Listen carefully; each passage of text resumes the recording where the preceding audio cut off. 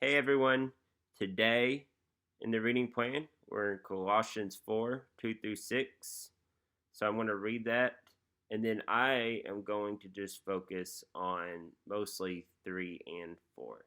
So the word of the Lord says, "Continue steadfastly in prayer, being watchful in it with thanksgiving. At the same time, pray also for us, that God may open to us a door for the word to declare the mystery of Christ, on account of which I am in prison, that I may make it clear which is how I ought to speak. Walk in wisdom toward outsiders, making the best use of the time. Let your speech always be gracious, seasoned with salt, so that you may know how you ought to answer each person." So Paul is talking to the Colossians, and he's telling them to pray. Um, he's he's telling them to be steadfast in their prayer, which is to be unwavering, to be firm, to be persistent. He's telling them to be watchful in it, meaning to be on guard against and on the lookout for temptations that may arise in their lives. And he's asked them to do it with thanksgiving. Be thankful to God for all the things that he has provided and all the things that he is doing. But in verses 3 through 4, which I'm really going to focus on, I want to show you what Paul is encouraging the Colossians to do, and then how that can apply to us. So, Paul is asking them to pray for him and those that are with him for opportunities to share the gospel, opportunities to just share the good news of Jesus Christ. And what's neat here is this is what Paul is in prison for. So he doesn't ask them to pray for his freedom. He doesn't ask them to pray that he will be released, but he asks them to pray for more opportunities to do the very thing that got him into prison to begin with. Because Paul realizes that there is no greater thing that he can do. There is no better news than the gospel, than the good news of Jesus Christ. So he wants to share that.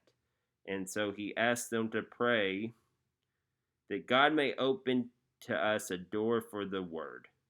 So he's asking them to pray for more opportunities for him to do that. And then in verse 4, that he may make it clear. So not only does he ask for the opportunities to do it, he's asking that when he does get those opportunities, that he is clear in his speech. So just as Paul was urging the Colossians to pray for him and those with him, I want to encourage you all to pray for the missionaries that Grace Fellowship Church, our church, has sent out. You can go to graceky.org/nations, and the link is below this video, and you can see a list of missionaries that were either sent out by Grace or that Grace has partnered with, and you can pray for them. And just as Paul is asking the Colossians to do, pray for them to have opportunities, to have doors open that will allow them to share the gospel even more. And when those opportunities arise, just that they will be clear, that the good news of Jesus Christ will be shared in a clear way to others, because there is no better news. One final thought.